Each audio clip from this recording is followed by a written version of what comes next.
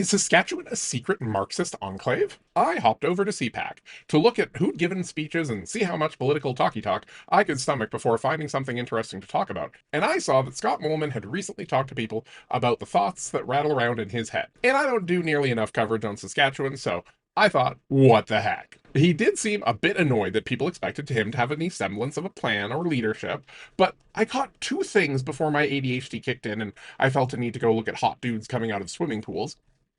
Ba-ba-ba. Okay, I'm back. So, first of all, they asked Scotty about a revenue sharing agreement that the province has where municipalities get a cut of the revenue from the mining operations. Is your government open to revisiting the revenue distribution model to better support these communities? No. How we share provincial revenue with our not only our rural municipalities but our urban municipalities as well is through the municipal revenue sharing program, which was an increase over $20 million this year.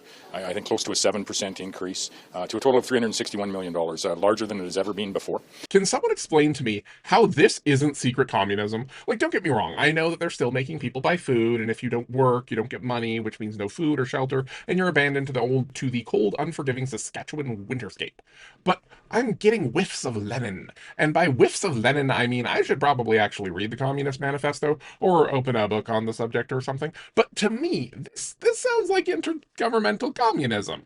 Which, like, I'm cool with, but I did not expect to find it in Saskatchewan. Like, we're getting some parable of the people working in the fields at different times of day, and then the master in the story who represents God is like, hey, you all get the same wage, and then people get mad at Jesus for telling them to eat the rich. That's how that one went, right? I I already knew that the land of flat fields and flat butts was home to the last Prairie Regional Telecom, which is why telecom services are so much cheaper in Saskatchewan than anywhere else, which is a little socialist, but I didn't know that Saskatchewan was so socialism curious. Feel free to tell me what I don't know in the comments. I'm definitely not farming for engagement.